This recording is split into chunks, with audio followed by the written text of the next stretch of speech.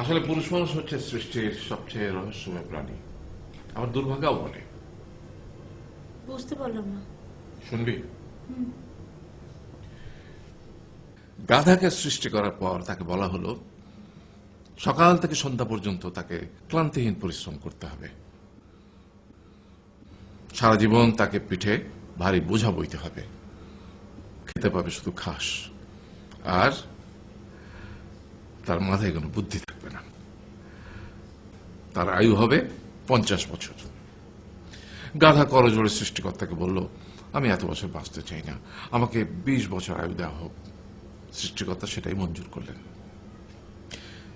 কুকুরকে যখন সৃষ্টি করা হলো তখন তাকে বলা হলো যে সে হবে মানুষের সবচেয়ে বড় বন্ধু, কিন্তু সে খাবে মানুষের উচ্ছিষ্ট, এবং তার আয়ু হবে 30 বছর।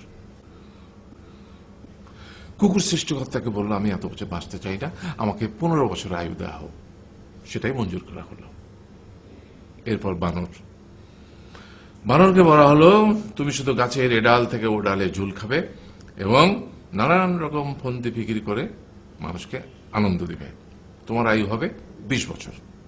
বানর বলল, আমি 20 বছর বাঁচতে চাই না, আমাকে 10 বছর দেওয়া হোক। সেটাই মঞ্জুর করা হলো। এবার এলো পুরুষ মানুষের পালা।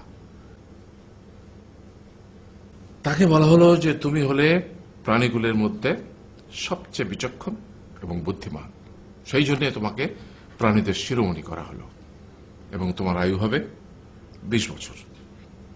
তখন পুরুষ মানুষ বলল, করজোড়ে বলল সৃষ্টিকর্তাকে যে 20 বছর আয়ু অত্যন্ত কম, হে প্রভু, আমাকে ওই গাধার সে যে 30 বছর আয়ু চায়নি সেটা আমাকে দেয়া হোক, ওই যে কুকুর 15 বছর ফিরিয়ে দিয়েছিল সেটাও আমাকে দেয়া হোক, আর যে বানর 10 বছর নেয়নি সেটাও আমাকে দেয়া হোক। 20 বছর অত্যন্ত কম, আমি দীর্ঘদিন বাঁচতে চাই। সৃষ্টিকর্তা সেটাও মঞ্জুর করলেন। তারপর কি হলো? সেই থেকে ছেলেরা পুরুষ মানুষ হিসেবে বাঁচে 20 বছর, তারপরের 30 বছর সংসারের বোঝা পিঠে করে বয়ে বেড়ায়, সেটা কার মতো? গাধার মতো। তারপরের 15 বছর সে তার ছেলেমেয়েরা যা দেয় সেই রকম ঠিক কুকুরের মতো উচ্ছিষ্ট খেয়ে বাঁচে। আর তারপরে বৃদ্ধ বয়সে ঠিক বানরের মতো, যেমন গাছের এডাল থেকে ওডাল ঝুল খায় বানর, তেমনি এই ছেলের বাড়ি থেকে ওই ছেলের বাড়ি, আর নানান রকম ফন্দি বিক্রি করে তার নাতি নাতনিদের আনন্দ দেওয়ার চেষ্টা করে।